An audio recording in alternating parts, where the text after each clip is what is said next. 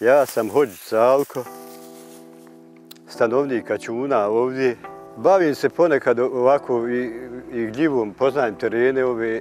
Kad se vratim iz ove ljepote, iz prirode i tako, iz mira, dolazeći kući, dolazim ko na nož, jer mi je hidrocentrala odmah pred samom kućom.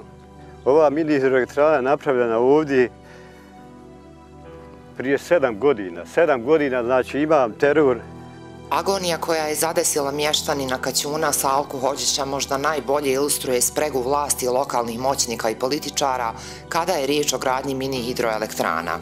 Nadležne službe, inspekcije, sve sudske instance sam prešao do Ustavnog suda. Na Ustavnom sudu predmet stoji gore već 2 godine, ne rešava se ništa. U sudskim procesima i ostalo.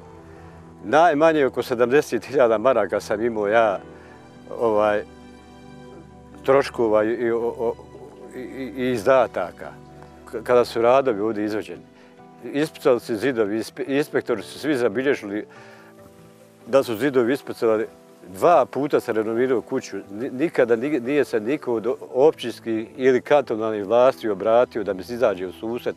Evo vidite ovdje. Znači, 13 metara je razmak između moje spavače sobe i ove mini hidroelektrane. Pukotina na ribnjaku, evo.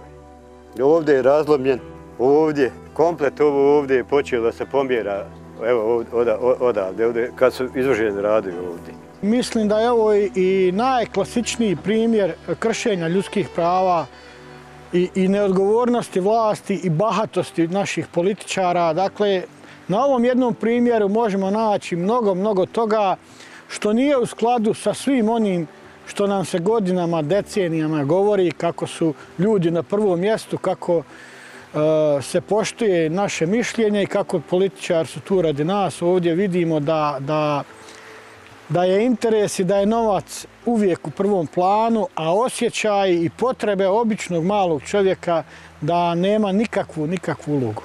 Postojeće mini hidroelektrane na cijeloj teritoriji Bosne i Hercegovine napravile su nemjerljivu štetu rijekama i cijelokupnom ekosistemu.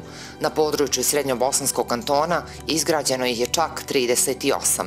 Ovo je jedan kanton gdje su se građevinske dozvole redovno izdavale bez posjedovanja energetske dozvole, koja je trebala da bude uvjet za izdavanje građevinske dozvole i kada bi mi to utuživali na sudu, sud bi rekao da je to praksa u ovom kantonu. Dakle, kršenje zakona je bila praksa u ovom kantonu.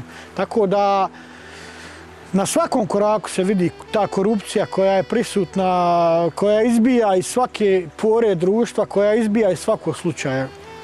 Kada zagrebemo u bilo koji primjer gradnje malih hidroelektrana u Srednjobosanskom kantonu, uvijek se dođe do nekakvih koruptivnih radnji, a posebna je priča su, na primjer, vrlo male koncesione naknade. U junu 2022. godine u Parlamentu Federacije Bosne i Hercegovine izglasana je zabrana izgradnje mini hidroelektrana. No šta je s onima koji su bili u postupku izdavanja dozvola?